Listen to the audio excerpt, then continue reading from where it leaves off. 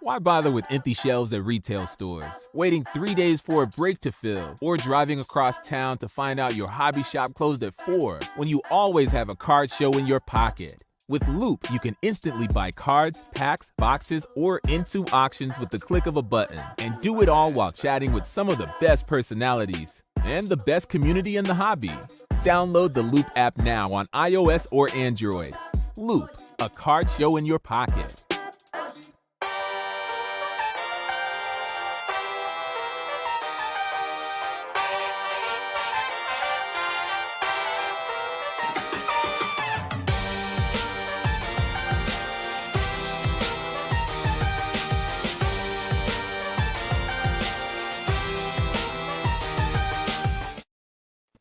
Hello and welcome, Marlins fans, to this edition of Fish Stripes Live, presented by Loop, Loupe. We are here again today with a wonderful panel for you guys. We have Noah, Eli at the ballpark. We have Kevin and Isaac, and our guest tonight is John Rodriguez. First, we want to wish Alex, hopefully he gets better dealing with COVID, so we all wish him best wishes in his recovery. But first, we have to talk about this series coming up versus the Giants and the Marlins. But before that, we did have a series and the two craziest games last night versus the Colorado Rockies in what was an incredible doubleheader with Eddie Cabrera's debut start and a game that went into extras that felt like it took 10 hours to finish and also took 10 years off my life. So we'll go into first and talk about that, just the entirety of that doubleheader. And you guys can talk about which game you want to talk about, Eddie's start or Brendan Rodgers having 15 home runs in one game. And we'll start with Eli. Yeah, could not find two more different games than them. The first one being about as a complete a game as you could possibly get, taking that lead and just building it up and up and up. I had high hopes for Eddie Cabrera. I've been pounding that drum that I think he's a better pitcher now than he was last year, that you need to look past the minor league numbers. You just got to watch him work and see how great he is. And in this one, he surpassed my expectations. Almost perfect. I mean, he was unhittable. Even, I guess perfect would be overstating it, because he had his control issues as that's the main bugaboo with him, is falling behind in counts, sometimes missing too far to tempt hitters to chase. And that can lead him to getting kind of inefficient. But I mean, overall, it was just beyond anything you could have hoped for in his first start this year. It wasn't the best start of his career. You know, even his debut last year, very exciting. That was a scoreless game through 6 innings, but not quite as dominant as this one. Of course, the big headline was that 96 mile per hour changeup he threw, the hardest changeup that they've ever recorded in the StatCast era. And to me, he wasn't that dramatically a different pitcher than we saw last year. This was just the very best version of him. For whatever reason, this version didn't show up in the big leagues last year. Everything that I was intrigued about when he was, a pure prospect and we hadn't seen him before, this is what I was hoping for. And now we finally got to see it. So at least I was able to kind of steal that one game for them. Almost single-handedly, he was able to do that. Not just sharp early, but in the middle innings as well. I did not think he was going to get out of that 6th inning with the shutout still intact at the time. And that kind of put it over the top in terms of solidifying himself as a guy that's going to now be in this rotation, we think, for the foreseeable future. Yeah, we'll go to John Rodriguez. And what you thought about that Eddie Cabrera start? What did you see from Eddie? I mean, it looked great, had an incredible changeup. John, how did Eddie look for you that game against the Rockies? Yeah, D-Rod, same thing as Eli said. He was amazing. 9 Ks, I believe it was, in his start. Eddie, did walk a couple guys. The main concern with him last year was his command, but I think he really found it in this start, despite the little walks that he had here and there. For Eddie, there was this funny moment that I heard on the broadcast. Apparently, Rod Allen ran over to the Bally Sports crew and asked if one of Eddie's pitches were like a power sinker, but in reality, it was that 96 mile per hour changeup. That pitch is a killer. It's unbelievable how he's able to execute that pitch. But man, in general, Eddie Cabrera, wow, what a showing! I think it's really starting to put Eliezer's job kind of into jeopardy, even though it has to be at least a month past due. But in general, I'm just surprised by the work of Edward Cabrera in that start. Unbelievable. And by the way, flirted with a no-hitter through 6 innings in Coors Field. There has not been a no-hitter in Coors Field in 26 years, and Edward Cabrera did amazing in that start. Just let that sink in. There hasn't been a Marlins winning Coors Field in 26 years. I'm kidding. They won one of the games. I was really impressed by Edward Cabrera. That was some electric stuff, especially in a ballpark like that. I'm surprised John didn't say anything about his background. And Anthony Bass, animal. Those 3 innings, two and 2/3. Honestly, I would have rather him continued and pitch the 10th rather than Cole Solzer throw an absolute meatball. Those games were fun to watch. They were very fun to watch. I love offensive explosions. I'd rather it be only the Marlins having the offensive explosion.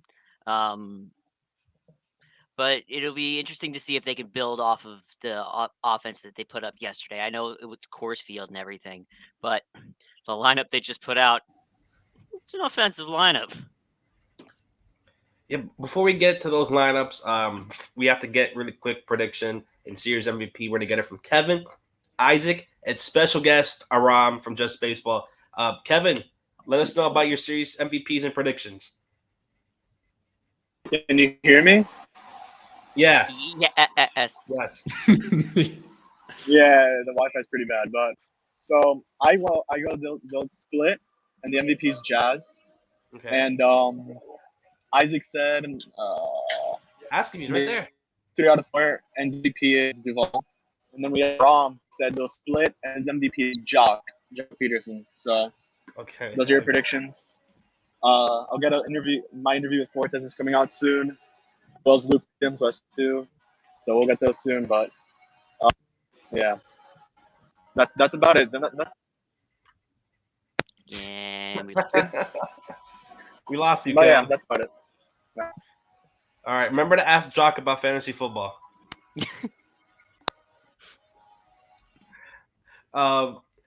Just also going back in that Rocky series as Kevin goes off into the void. What did you guys also? What really impressed you besides Eddie Cabrera?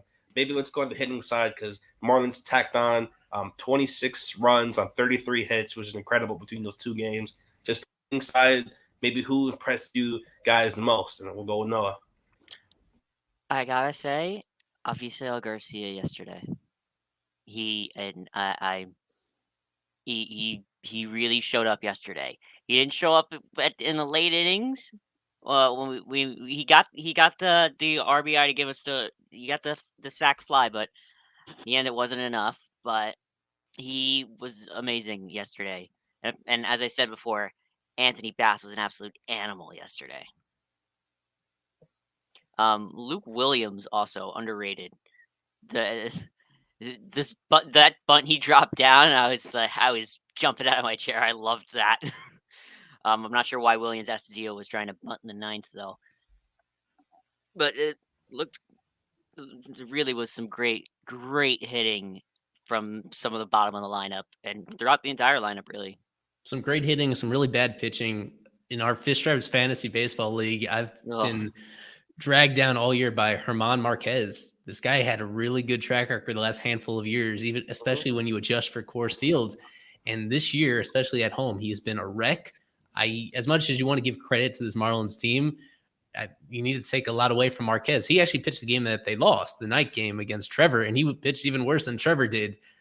We'll get to Trevor. For all the ability that he had. So I think that needs to be taken into account that they faced some pretty mediocre pitching with Marquez. And who pitched the first game for the Rockies? I am blanking on it. Senzatella coming off the IL. That's right. Senzatella looked all right at the very beginning, and then they just blew him up. One thing that is always going to be stuck in my head is how Senzatella and Sandy got very similar contract extensions in the same offseason. Yeah. And Senzatella entering this start was dead last among all pitchers in baseball in terms of strikeout rate. He had the lowest strikeout rate in all of baseball entering this game, and that held up, and that's a formula for disaster in Coors Field. So as much as you guys will kind of justifiably pat the Marlins on the back for hitting, I think they they just gotten some very favorable matchups from a Rockies team that we felt they should have won the series against. And at the end of the day, they didn't even win the series against them. They gave themselves a shot, though, because of how up and down the lineup, huge numbers on Wednesday. I think for me, I got Anthony Bass number 1. I posted a tweet out talking about how pretty much this guy deserves some love and appreciation. I mean, we're talking about a guy who has been trashed by the majority of the fan base, and reasonably so. You know, he didn't pitch very well in 2021, but he's here in 2022 again with the team. Many people didn't want him still, but look at him. He is arguably the best, or at least the second best bullpen reliever in the Marlins pen. Maybe behind Oker or on top of Oker, whatever. It's kind of debatable between the two, but Anthony Bass deserves some love there. He was amazing in game 3, pitching those 2 innings. And my second surprising player would have to be Jeezy. I mean, is anybody going to talk about that 490? What was it? 496 foot bomb? 496. He sent Almost that baseball 500. to the stratosphere. I think You got a It's double still well going from to the get Rockies broadcast. It was amazing. And not only that, Jeezy went on to hit another one in game 3. So Jeezy had himself quite the series, and that's good for a guy like him who struggled pretty much the entire month of May. You know, it's a desperation move, at least for him. He should be feeling better about himself. I wouldn't be surprised if he hits another one here in Miami for this upcoming series. Yeah, I spoke about this a little bit on our official show podcast that came out this morning about how this is a guy that he's been kind of transparent about how he lets sometimes his emotions and his confidence level really impact his play more so than other players. So regardless of the level of competition here and all the caveats that I already threw out there, simply hitting the ball like as far almost as any other player has ever hit the ball in our modern era, that is a huge confidence booster.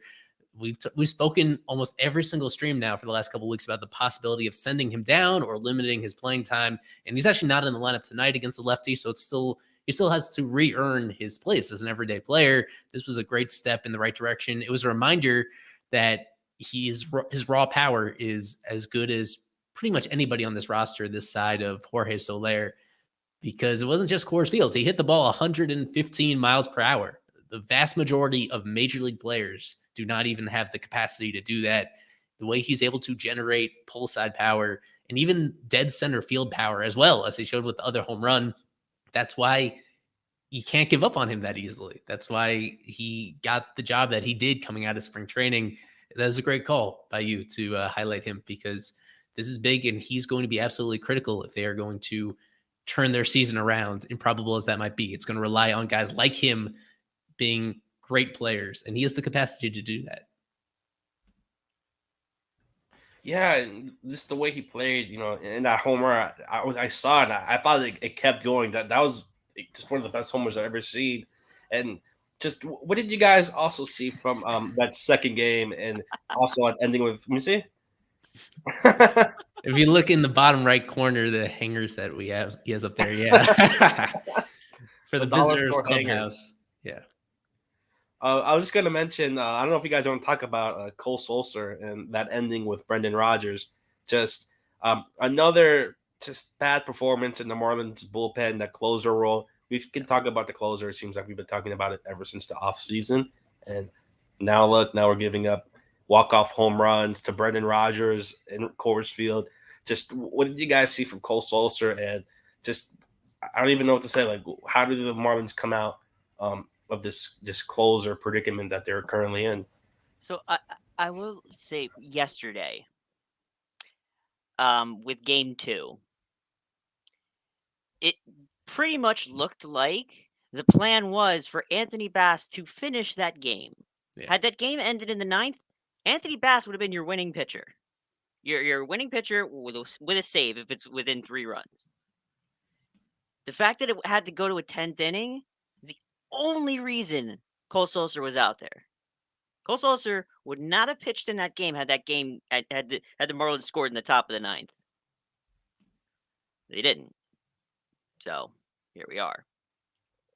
Yeah, you said, what did we see from Solzer? We didn't see much of him, because almost immediately after he got into the game, he blew it. You need a feel for him in the circumstance that he was put into. obviously the automatic runner on second base, and he only had a 1-run lead. It is very hard to preserve a 1-run lead in extras under the current rules. And Marlins are I mean, 0-3 in extras. in watching that inning, the top half of the inning, it really felt like the Marlins should have scored more than one. So that was a missed opportunity. You wonder exactly how much changes if they do score multiple runs instead of one, how much that impacts it, if not at all. I mean, the bottom line is that Solzer has now had 2 of these moments. The other one against Alfaro just a few weeks ago, allowing walk-off home, not just allowing walk-off home runs, but when the team is winning. So turning a game where you feel like the team is close to closing it out, and then all of a sudden losing just like that, it is disproportionately gut-wrenching and demoralizing. There's no way to sugarcoat it. This is it's similar to what Anthony Bass went through last year. All the underlying indicators were that he was still a decent pitcher, but when you struggle in these key moments multiple times, it's concerning. I mean, the silver lining with the trade is that with Solzer and even with Scott, well, especially with Solzer, they have a bunch of years of, this wasn't only about 2022. Like, he's the guy that they could keep in the bullpen for a long time, regardless of how this first year goes.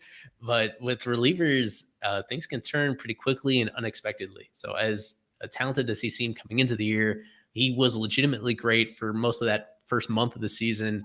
This is a really ugly, rough patch, and you hope he can dig out of it. So what you're saying is next year, Cole Solzer is going to be amazing, just like Bass is. Maybe. I was a little skeptical about him from the beginning when they got him, just because, I mean, he really hadn't pitched very much in the big leagues at all until last year at age 31.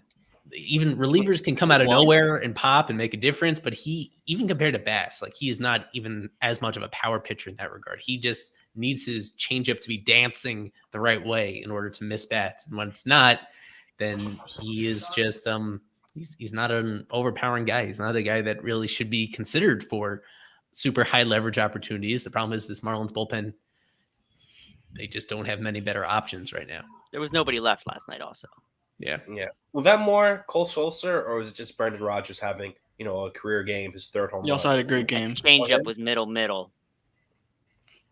Yeah. And, I want to go ahead and we could, part with the Rockies. We could talk about this for the rest of the stream. But also important news came out earlier today. Craig Mish and Jeremy Taché had an interview with Marlins assistant GM Dan Greeley. And you could see by the title of this headline that it was kind of up and down, talking about the Marlins in that podcast. But I'll take it, Eli. I know he has some thoughts to share. And go ahead, Eli. Floor is yours. I've gotten to meet Dan Greeley when he first got the job. He was actually up in New York where I'm at. And I got a nice first impression of him. As I mentioned in the article, he was pretty successful as an analyst. And this is, I believe, his first year as the assistant GM of the team. So a lot of responsibility now in his lap. And you could tell, like, based on the interview, that he does have a lot of serious involvement in big decisions. He talked about, specifically when it comes to the closer situation, how he was part of the process of looking at some of the trade scenarios that they received from teams that had proven closers. But yeah, I mean, just one point that he brought up is that he didn't feel like he thought that prices were unreasonable to trade for one of those, like, few guys who could really be trusted in the ninth inning. And that's why they didn't pull the trigger on that. But in this conversation, it wasn't really surprising what he said. It was just unsatisfying because he didn't really have any solutions other than trusting the back of the baseball cards of the players that he had. And I guess more understandably, pointing to the fact that this is a team that has simply outscored their opponents. And when that happens, when you outscore your opponents, you expect to win the majority of your games. So the way that they've been sequencing their offense has not added up to as many runs as we could have hoped for. That part I kind of understood. I also pointed out that there's some little things that this team just does not do very well. They don't do a great job at taking extra bases, aside from Jazz, really. They don't do a good job of making productive outs when they really need it as well. They put the ball in play sometimes, but this lineup is really heavy on double play candidates. Even some of their better hitters, even Jorge Soler and Garrett Cooper and Jesus Aguilar. When you really need them to come through, they have not been coming through as much as you would expect. Yeah. All that stuff adds up to offense. It's not just about hitting the ball and taking your walks. There's more that goes into it, and these pieces don't optimize each other the way that you would hope for. And the last point, I mean, the one that I took real issue with is what he said about Eliezer Hernandez, who is once again lined up to start in this series. He's going to take every turn of the rotation except for once where they like half skipped him on this road trip. Otherwise, he's been a fixture in this rotation despite being one of the worst starting pitchers in baseball. And so his comments talking about how he thought the home run issue would normalize, that if you give him more time, for some reason you'd expect slightly better results.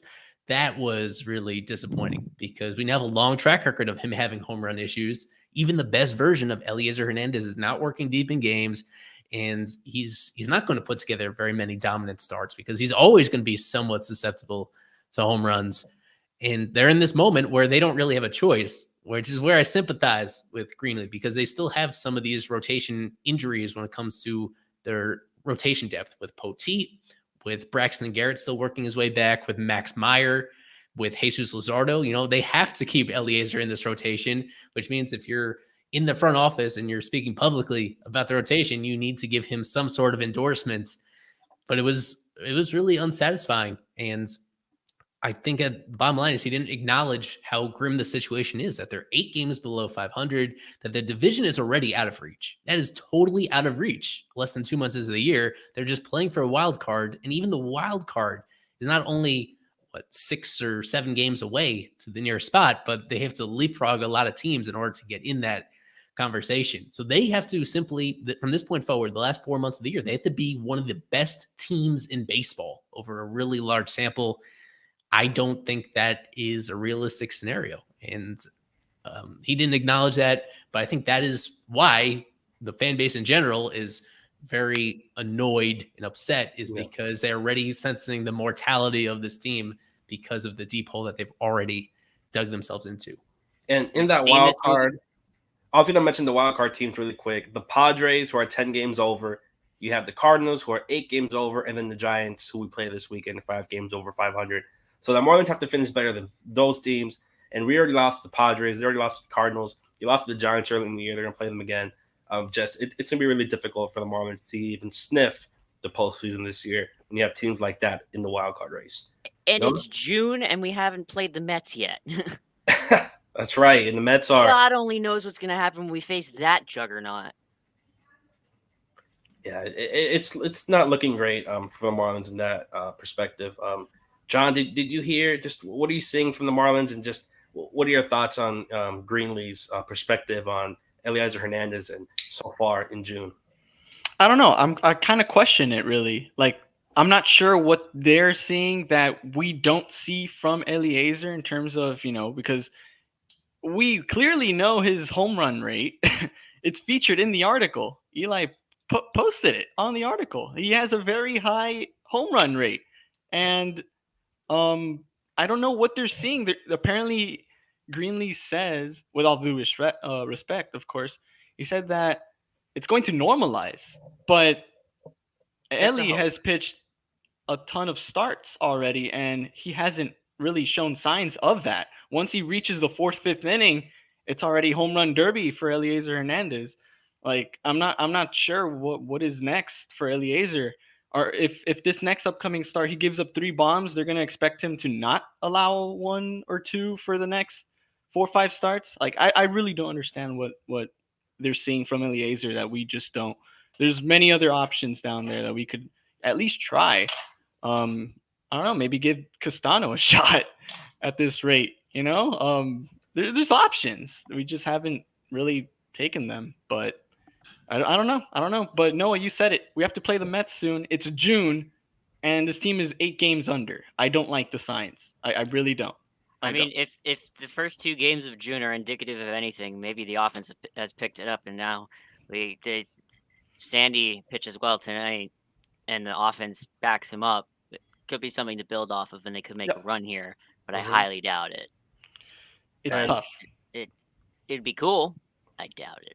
And another pitcher I want to talk about, another struggling pitcher, I think we all have to talk about. I feel, a little sad because we almost talk about it every stream, and that's Trevor Rogers, who has an ERA close to 6. In 3 2/3 innings against the Rockies, he gave up 5 hits, 5 earned runs, 2 strikeouts, and he also walked 5 batters. Just what are you guys seeing from Trevor? And Eli, does he have any options left? Is putting down AAA even an option the Marlins want to think about? Eventually, it is really depressingly a similar situation with Eliezer. It is, because their performance hasn't been that different between Trevor and Eliezer to this point in the season. Understandably, there's a lot more faith in Trevor because of how recently he was an awesome pitcher and the tangible tools he still has. Even in this outing against the Rockies, his velocity was exactly where you want it to be, in the mid to high 90s with the fastball. But the command is not what it used to be. And this was a really unfortunate setback, even accounting for playing at Coors Field, because we saw Edward Cabrera, of course, and earlier that same day do just fine and has the stuff that plays just fine in that place. It's hard to make more excuses for what we've seen from Trevor to this point in the season, because every start it looks a little bit different in terms of the places that he's missing with his pitches, the way that his slider looks. There was that one game, probably his best game of the year, where his slider was amazing and he was able to steal strikes and he was able to get backdoor pitches and get called strikes, not just relying on whiffs. The bottom line is that he's just not getting whiffs. He's not getting swinging strikes with anything, even though last year both his changeup and his fastball were great at doing that. If he's not getting that, it just makes it such a difficult roadmap for him to get through lineups and to do it efficiently in this one.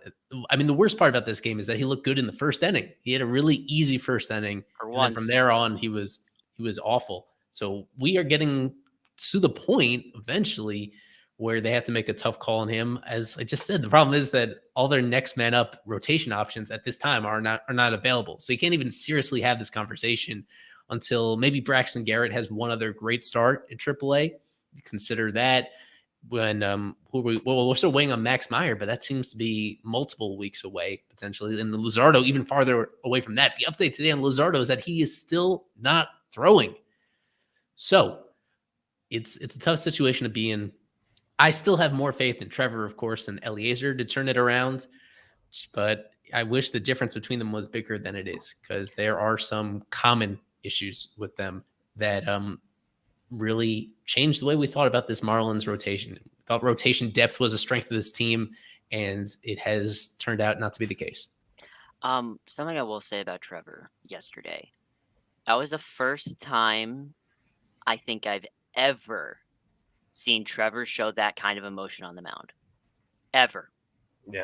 He was frustrated yesterday, whether it was with the balls and strike calls, which were terrible, or with the fact that he wasn't getting swings and misses, or he couldn't find the plate. He looked frustrated. There was one point where Jacob Stallings trotted out to the mound and put his arm around Trevor and was squeezing the back of his neck, like our fathers do when they're having a down to earth conversation with us, trying to keep us calm. That caught me off guard. I've never seen Trev do that, or get to the point where that's needed. And also, that's why you got Jacob Stallings for that kind of thing. He's got the Nestor Cortez mustache going. I think with that, it's a perfect time for a Loop break. Fish Stripe Side presented by Loop. And then after the break, we're going to talk about the lineups and getting our predictions against the Giants. We'll be right back after this break. Why bother with empty shelves at retail stores, waiting 3 days for a break to fill, or driving across town to find out your hobby shop closed at 4 when you always have a card show in your pocket? With Loop, you can instantly buy cards, packs, boxes, or into auctions with the click of a button, and do it all while chatting with some of the best personalities and the best community in the hobby. Download the Loop app now on iOS or Android. Loop, a card show in your pocket. So the Marlins are getting ready to. Oh, go ahead, Noah. Go ahead. Is that true?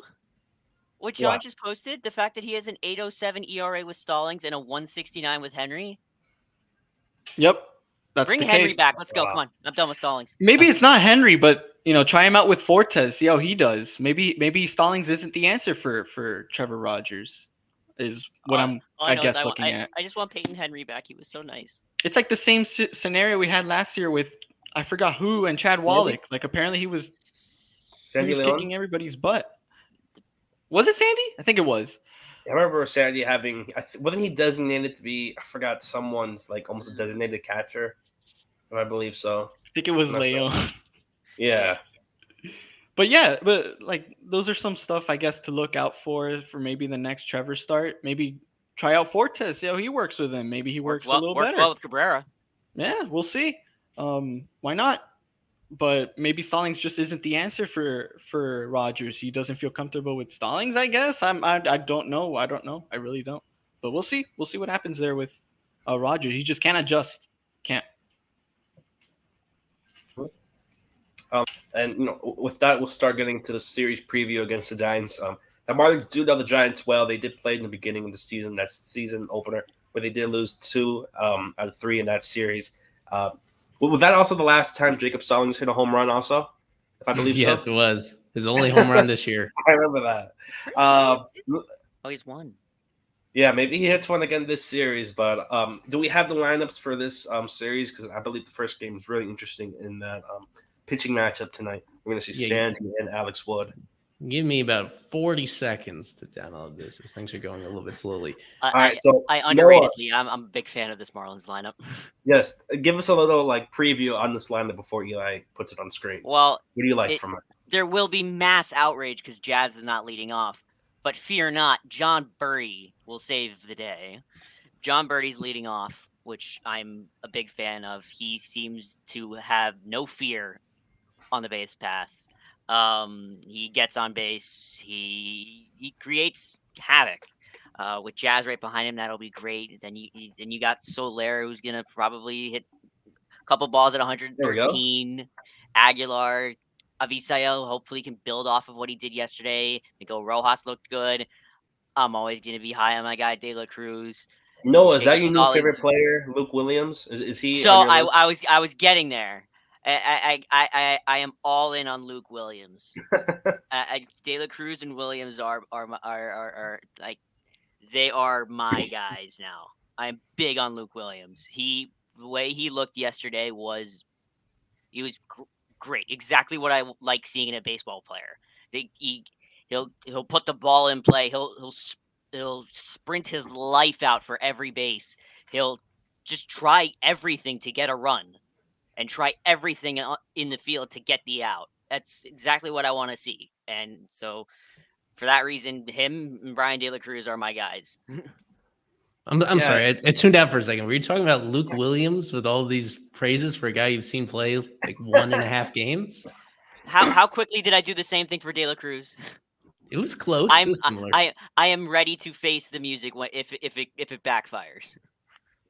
Well, I was a little bit, I guess myself and a couple others would have liked to see, rather than acquiring Williams as they did in a tiny trade a few days ago, we would have liked to see somebody internal get an opportunity to contribute. Somebody like Charles LeBlanc, who has had this really out of nowhere, nicely successful season with AAA Jacksonville. And he plays most of the same positions that Luke Williams does, is about the same age as well, but with a little bit more evidence in the minors that suggests that he can make consistent hard contact.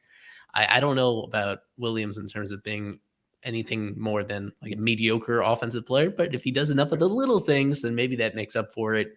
So we will see. It's not exciting for me at all to see him in the lineup.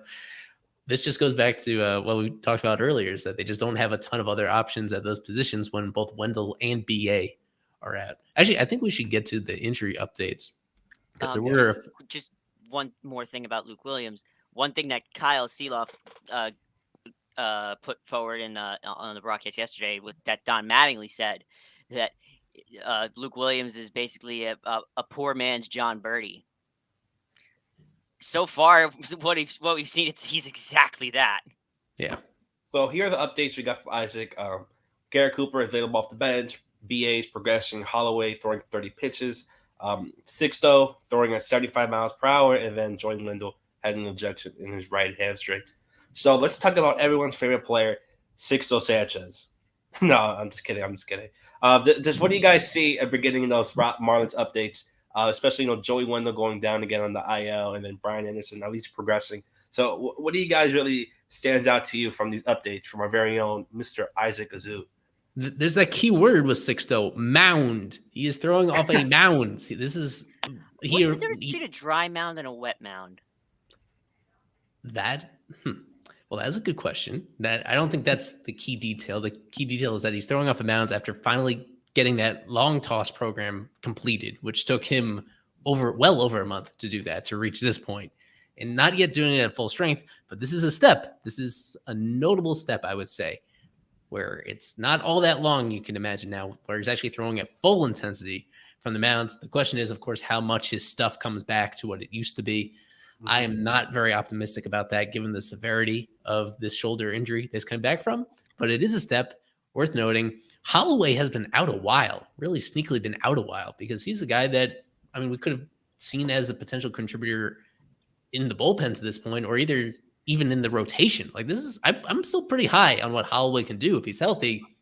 It's just that he has now been on the IL for almost 2 months, almost since the very start of the AAA season. So just don't forget about Holloway. That'd probably be my bigger takeaway. Don't forget about him, because I think he can help in a variety of ways once he does get back up to full strength, hopefully before the end of the month.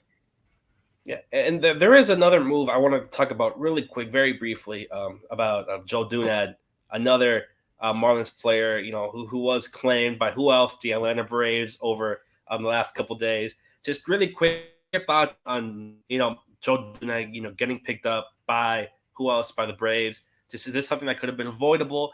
Just him going away, and now he's going in the division against one of our heated rivals in the Braves. Just what are you guys' really quick thoughts on Joe Dunad going away now?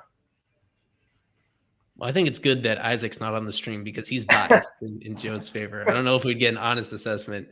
Yeah, with him, he's in the same bucket as some of the other guys that they have DFA'd in recent months. At the end of last season, it was Brian Miller, and they're coincidentally same draft class, about the same age, about the same role projection, where, when things are hot, they could be a nice part-time player for you for a small stretch of the season. But he's just like missing some of the upside to be anything close to a regular player or anything more than what they're getting from Luke Williams. There's some similarities, except he's like a worse athlete than Luke Williams. I'm sorry, but there's not really much that he does that they don't get with him, or with even Astudillo, to be honest with you. I applaud that he is a better baseball player than he was a couple of years ago. I didn't know whether he would be a 40-man roster player or get any shot at the majors as of a few years ago. And he has improved since then offensively, as we saw, of course, in the small sample in the big leagues. He does have some home run potential to the pull side, if nothing else. It's something. It's interesting that the Braves picked him up. I think I'm, considering what I'm saying about him, I am a little surprised that he got claimed as early as he did in the waivers process. And maybe the Braves will make us look foolish. Maybe they did this just to spite the Marlins. Maybe they don't actually plan on keeping him around. Maybe they DFA him within a few weeks when they need that spot for somebody else. So let it play out a little bit. It's a bad look for the team, but yeah. I frankly, I have a hard time being too emotional about it. He's our mini Yordani Valdespin, put it that way. How do you always seem to fit your Danny Valdespin into a conversation, John?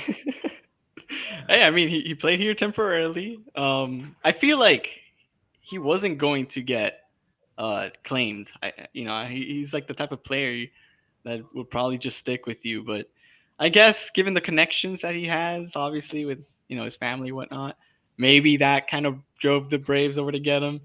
But it doesn't really pay me that much. He was a solid piece. I like what Eli said there, that he wasn't really sure of whether he was going to be a 40-man guy or not. He deserved it. He deserved his shot. I'm happy for him. Hopefully he gets a shot with the Braves, and will he get revenge on the Marlins? We'll see. I mean, at this point, it doesn't surprise me.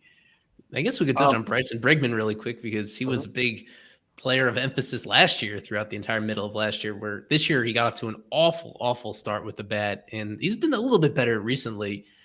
Even less power than Dunand has, but a lot better defensively. I mean, the key is that he plays shortstop at a very competent level, in my mind. So he's another guy. He was hitting so badly early in the year.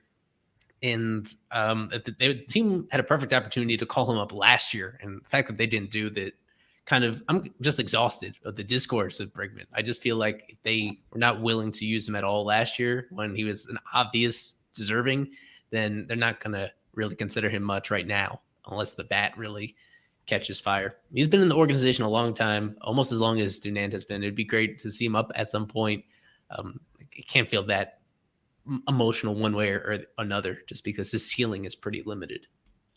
They preferred using Joe Panic. I just noticed that Luke Williams is playing left field. Yeah, he does a little bit of that, even though primarily in infielder, of course. There was another player I really want to talk about really quick. I wanted to do some Tortuga talk to talk about Astudillo. Just what do you guys see? He had the amazing gift. What is it? What happened? We have to have the footage of him driving the bus on screen to talk about him. It's only fair. You have that, Eli? You didn't. No, I have the home run swing and I have the stolen base, whichever one you prefer. Works for us. Stolen base. It's the stolen base. That one just gets me all the time. I still can't believe that happened. Look at the form. That is amazing form. You kept Look at that slide. Look at that, bro. Dang. Elite helmet ejection. We need slow motion for this. Eli, what Carlos, is he we winning have all time competition. for you in favorite Marlins? Say that again. Where does he rank for you all time in favorite Marlins? For me, he's already top 5. He's top 500. I think there have been almost 700 players in the history of the team. And so he's risen up a couple hundred already, even though in a small sample size. He's something. He's something. But in reality, just what do you guys see from him? Is he just doing well enough that maybe you guys would have thought, or is he maybe exceeding expectations? He's pretty much exactly what I thought. He got the home run out of his system in Coors Field. If he hits a home run anywhere else but Coors Field, that may change my perception of him. That ball carried. I think besides that, you're just looking for a guy. Aside from that, I think generally he's just somebody that the best case scenario is he gets hot in terms of picking holes in the defense and just having these seeing eye singles. That's really the realistic expectation, is that he could hit 300 over an extended stretch. It just won't come with any walks or won't come with any extra bases. And that's something. I like the pickup when they signed him. It's just a bad sign when he's on your roster for an extended period of time. And if he's starting the majority of your games, doing a job. That's a bad sign. At this very moment, just going back to the injuries that they have with Wendell and with BA, it's hard to complain about him being on the roster.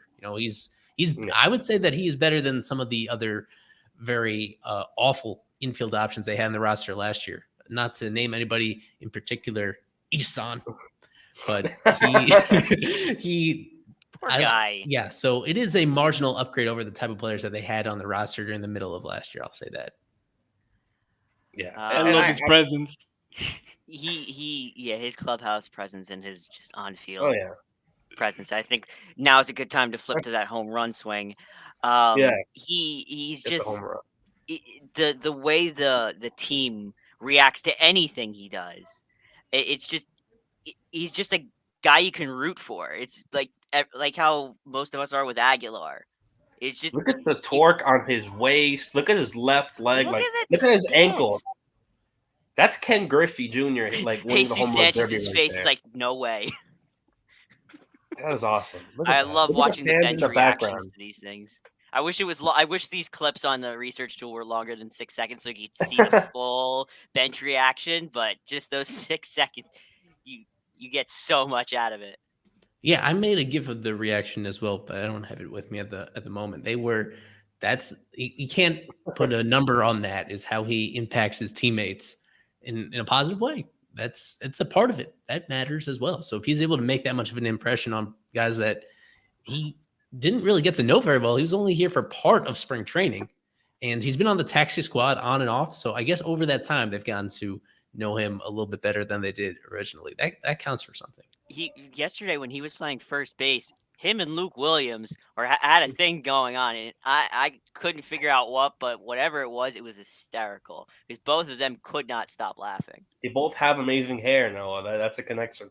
Their hair is Luke both. Williams' hair is just elite. So, what else can you say? Could we see the lineups really quick? I wanted to go a little bit and talk about the Giants lineup because I'm really intrigued. by their hitters this year. Just also, what have you guys, as we talk about the Giants and getting ready for the series, see from them? Obviously, we have Mike Yastrzemski, Tommy LaStella, all in the news now. Jock Peterson and his fantasy football, probably the most incredible league in history. Just what really surprises or really sticks out to you from this San Francisco lineup? Honestly, for me, Daniel, is the fact that the Giants are still playing good baseball despite having a couple pieces of their team gone. Lamont Every Wade year. is gone. Darren Ruff just went on the bereavement list. Evan Longoria is day to day. Brandon Bell is on the 10-day. Slater's on the 10-day as well. They also Crawford, lost the Sclafani, and they're still playing good baseball. This is a good team. You really like to see Yastrzemski. He's having a killer season. Wilmer Flores, look at him. He's doing pretty good as well. Jock Peterson is the guy to watch, especially after the fantasy stuff that had been happening. But no, that's a good team. That's a good team. You got to respect the Giants here. Well, it seems like Jock's fantasy controversy has overshadowed the fact that he is one of the hottest hitters in baseball over the last couple of weeks. He's on the short list. I pulled it up. Both hitting for homers against righties and lefties. So he's in the lineup against all the righties. What the Giants, what they've been doing a lot is very heavily platooning. We've been frustrated at times with what the Marlins do, but this has been a trend across the league that the Giants almost were at the front of as of a couple of years ago, platooning some of their very reputable players, even if they feel like they should be everyday caliber guys. So that's what you'll see over the course of the series is a lot of platooning. Just not a lot of players will be in the lineup every day for the 4 games in the series. But when Jock is on the field the last couple of weeks, just incredible. I mean, during that span, I think his OPS is around 1,300 over the last 13 games. So that's a pretty incredible hot streak that he has. He's been certainly the most dangerous guy in their lineup. Yastrzemski, a close second. I mean, he has now for, I think, 3 straight years now, he's been awesome out of nowhere. He's not really a center fielder defensively. That's the main difference with this team is the defense, I would say, compared to last year. And some of that is not having their most reliable defenders available. Of course, Posey retiring, Brandon Belt being on the IL, Brandon Crawford playing less than he did last year. The defense is really one of the bigger differences with this team as compared to last season when they had the best record in the National League, in the major leagues. I need to double check that. I think you're right. Yeah, there's no understating how incredible this team was last year for basically start to finish. And as they enter play here, they're 5 games over 500. They're a good team, but not nearly as well-oiled a machine as last year when they won 107 games. That's crazy. So this time around, they are Gosman and a whole bunch of other guys. Yeah, and so it should be worth noting the Marlins are getting a little lucky here on the pitching side as well. Carlos Rodon pitched yesterday, so they're missing him, even though they're getting the rest of their rotation. Rodon is the one really overpowering starter that they have. That, of course, they saw it firsthand. He pitched against them in that opening series and was nearly perfect when they faced him that first start of the season. They don't have to worry about him this time. Do they face Logan Webb? Is he on their spot? Because that's another pitcher I believe the Marlins might have trouble with coming into the series. Yeah, let me double check the probables. So tonight, Wood and Alcantara. On Friday, Alex Cobb and Eliezer Hernandez. Saturday is Logan Webb and Pablo Lopez. And then that's a fun one. And then Sunday is Jacob Junis. And we should mention this. On Sunday, the Marlins are going to have to do something different. They're going to have to call somebody up or they're going to have to do a bullpen game on Sunday. That's what the rainout messed things up, is that both Trevor and Eddie Cabrera pitched yesterday and Wednesday. They're not going to be rested until the following series. They're not going to be They're not available, neither of them, neither Trevor or Eddie, on Sunday. So they either do a legit bullpen game. They have not had to do that at all to this point in the year. They either do that or they call up, according to Fangraphs projects that they're going to call up Daniel Castano, because they don't have any other options. They might actually do that. They've done it before, but they might actually have to use him as a starter, either him or they reward one of these non-40-man roster guys, or they scratch the other possibilities. They scratch Braxton Garrett. I think Braxton Garrett, I like him a little bit more than Castano. Yeah. He is lined up to pitch for Jacksonville soon, either tomorrow or Saturday, something like that. So maybe they scratch him and call him up. That will be my very fuzzy prediction is that they get Braxton up here because he's been better this year so far than he was at AAA last year. Yeah, and go ahead, John. They also have Thairo Estrada, who I believe also hit a Yep. home run in that series against the Giants. I mean, excuse me, the Marlins. Wow. And they also have Marlins legend Luis Gonzalez. Is that what I saw in the lineup? No relation. No relation. This is a Mexican Luis Gonzalez Who's hitting just as well. He's been incredible. This is his first year with any substantial playing time. He had a cup of coffee last year. The Giants just do this. They turn really fringe players into very good players, especially on the offensive side. Yeah, we just saw that with Darren Ruff, Solano. Donovan Solano, yeah. Marlins. That's crazy how they're able to do that.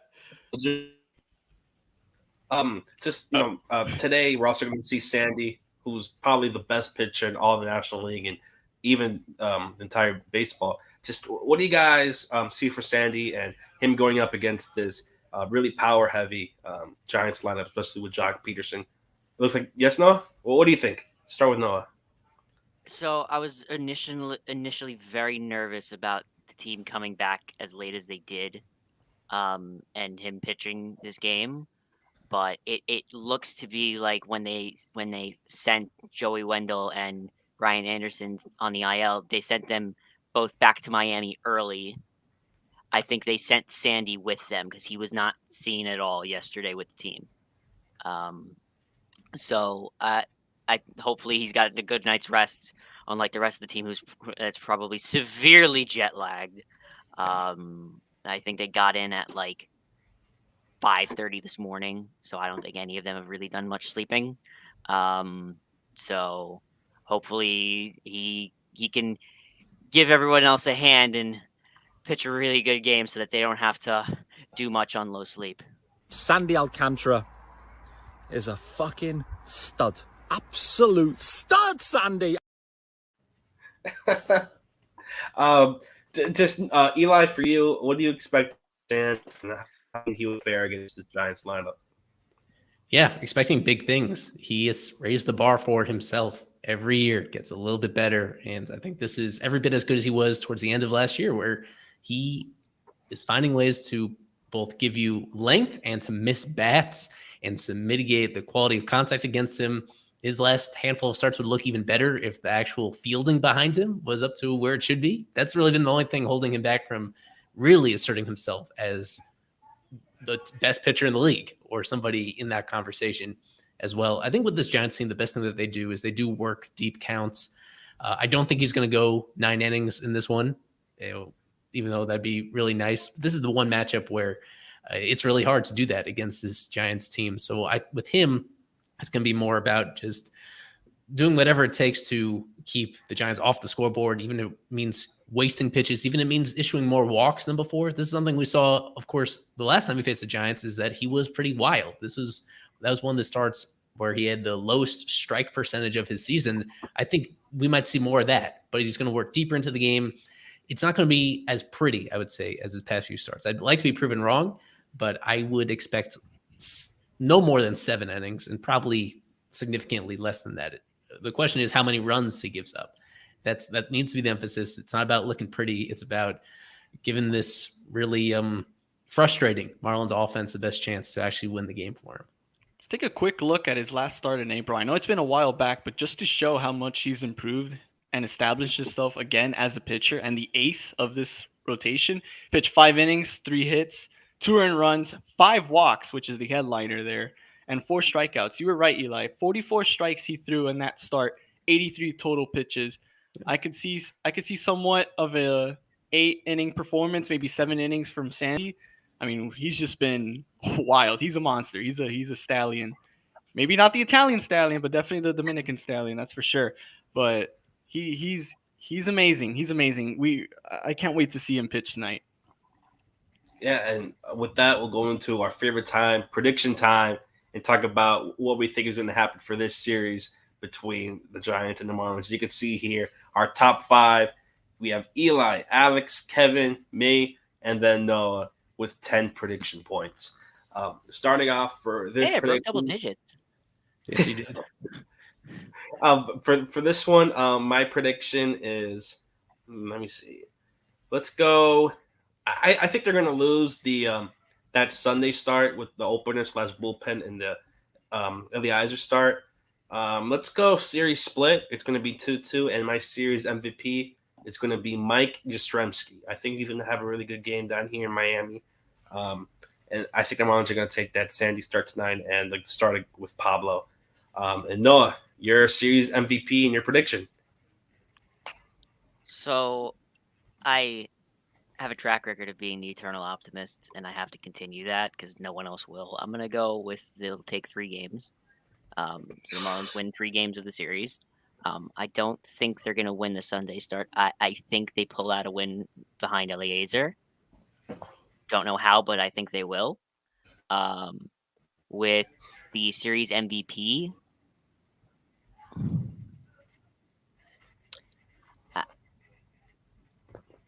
Luke Williams? It'll be Avisel Garcia. I think it'll be Avisel Garcia. Oh boy! All right. As much as it pains me, it's a free country. You can pick whoever you want. No, who was that John Birdie. No, you can't. All right, fine. We'll let you change it. Eli, before I give you your time for predictions, just who was the series MVP for the Rockies one? If you have that really quick. I got it right. It was Anthony Bass. I went out on a limb and said, let's see if I have it here. I went out on the limb and said they would put him in an important spot in the later innings and that he would succeed. And he surpassed my expectations by the only reason I didn't put him this time is because I think they're either going to give him a little extra rest after that. This is from the last series, and Anthony Bass was the MVP. He edged out Ryan McMahon.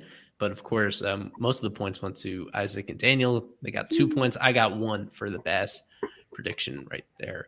You want me to make my prediction here? I have a series split with this team. Shocking. Winning 2 and losing 2 against the Giants. And I think they need to do more than that. But in terms of what I actually think will happen, series split. MVP, I hadn't really thought about this one in advance for once. But I will go... For once, I don't think I've ever gone in this direction yet. Jazz Chisholm Jr. I think he's going to be great. I liked what we got his feel right game out of the way yesterday after missing his time due to his hammy issue. I think he's awesome. And that given especially the state of their infield at the moment, he should be in the lineup every game of the series. Better do it, Donnie. And if you don't, at least bring him in as a pinch hitter when it really matters. Jazz Chisholm Jr. MVP series split 2-2. I think the fact that he's in versus that he's starting against the lefty is indicative of the fact that Donnie's just going to put him in for every game. Yeah. This is a tough one. You also got to keep in mind the Marlins are on short rest, so it might kind of affect them a bit. But I agree. I'll go series split. Surprisingly, I got them winning the Eliezer start, given it's Alex Cobb on the mound. So we could see 3 out of 4, but I'm going split on this one just to be safe. Series MVP, I'm going to go Jazz. He looked like he wanted it in Coors Field. He was pumped. I can't wait to see what he's got tonight and for the rest of the series. So, yeah, I got Jazz. Marlins need to win. Yeah, this is John's, I think, is it your 3rd time on the show during this season? Something like that. 4th. Well, I think you've been a big offer with your predictions so far. Yeah. I have you on the leaderboard. You haven't gotten the MVP right, but you haven't even gotten any of the series at this point, right? And this is tricky, to be fair. A four game series is tricky to predict because there's that split option in there. This is tough, but I appreciate you coming on, of course, to help fill us out. This show works best when we get at least 4 people in here, and that's why we invite John back, as we often do throughout the year. He's been our biggest recurring guest. But just looking ahead to peek forward, we do have some first-time guests lined up for next week for the National Series and then for the Astro Series and then for the Philly Series. Stay tuned. Subscribe to Fish Stripes on YouTube. Get us to 1,000 subscribers. Yeah. We'll have a surprise. We'll have Kevin. I don't know. We'll have Kevin do something. 1,000 subscribers. But that's for me. For Daniel, for Noah, for Eli, for John. This is Fish Stripes Live, presented by Loop, and always go fish. Feel better, Alex. Why bother with empty shelves at retail stores, waiting 3 days for a break to fill, or driving across town to find out your hobby shop closed at 4 when you always have a card show in your pocket? With Loop, you can instantly buy cards, packs, boxes, or into auctions with the click of a button. And do it all while chatting with some of the best personalities and the best community in the hobby. Download the Loop app now on iOS or Android. Loop, a card show in your pocket.